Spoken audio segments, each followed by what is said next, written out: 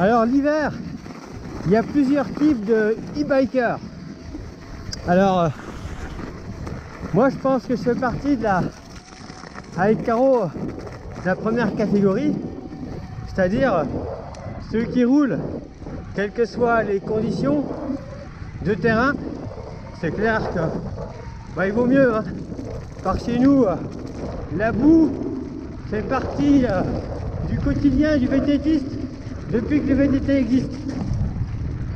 La bise, là on entend, hein, ça souffle.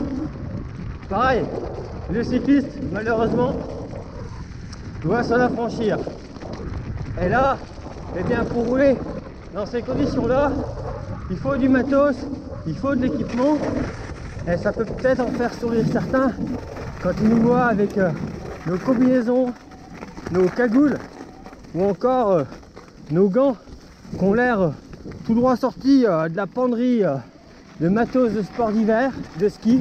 Bon ben, sachez que pour le ski on a des gants plus épais, hein. Là il s'agit bien de matériel destiné au vélo, que ce soit au tout-terrain, notamment par rapport à l'usage en fat bike où on est clairement en conditions hivernales, et également pour du déplacement urbain en vélo taf où c'est quand même important de ne pas avoir froid aux mains.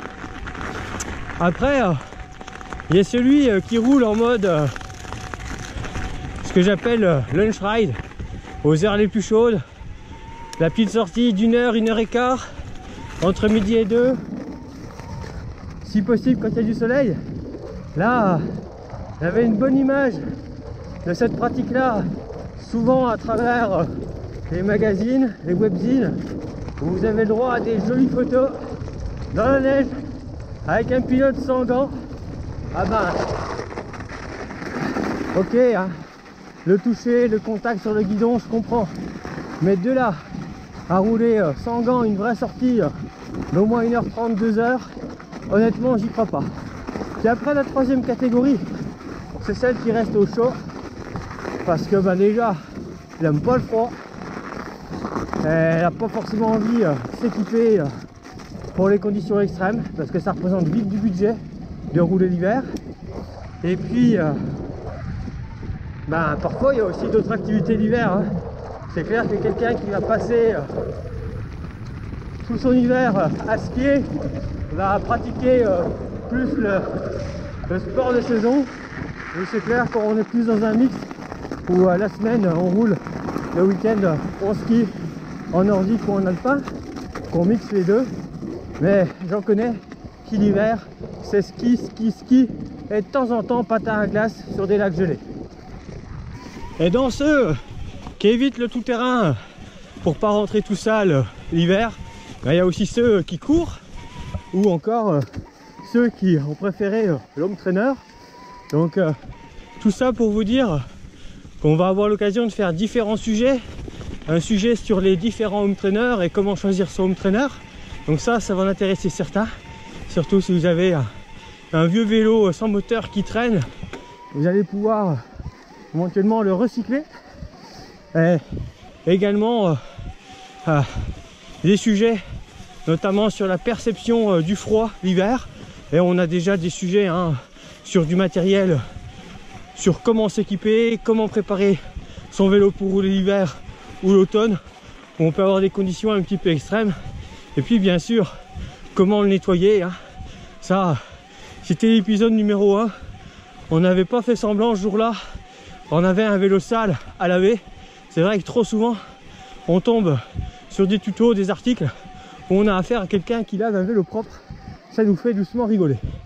Donc voilà, l'idée c'était de vous rappeler pas mal de thèmes qui ont déjà été abordés et de vous annoncer quelques thèmes futurs également et de vous faire profiter de cette ambiance gla-gla par moins 1 degré, mais finalement sur le vélo il fait beaucoup plus froid. On va tout vous expliquer dans un sujet dédié. Et là on va essayer de terminer la bosse avant de passer sur la seconde batterie, puisque là un des gros avantages quand on a un vélo qui remplit le 1000 Wh, c'est que justement l'hiver on peut continuer à faire des vraies sorties avec du dénivelé, du kilométrage, sans forcément trop gérer. Et ça change vraiment la donne. Alors, on arrive dans la zone un peu compliquée. Et oh là là. Et là, forcément, c'est tout grassouillé. Les marches, ça va patiner. Alors hop.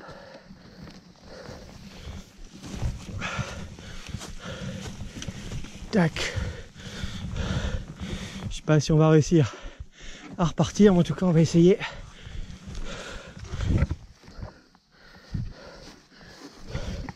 Prier sainte adhérence.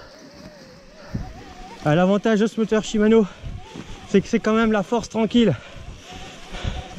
Il a une capacité à transmettre la puissance au sol sans patiner, quel que soit le mode choisi. C'est quand même un truc de dingue. Parce que parfois, sur certains, la puissance tue la puissance. Et voilà. Challenge rempli.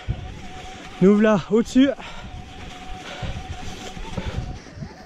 Certes, il a fallu mettre un pied. Et là, on va de nouveau reproposer. Et là, on va de nouveau reprofiter d'un terrain un peu plus gelé. Un petit peu de neige. L'occasion de rentrer un peu plus propre que s'il faisait 5 degrés et que c'était tout gras de chez tout gras. On va nettoyer les pneus en plus.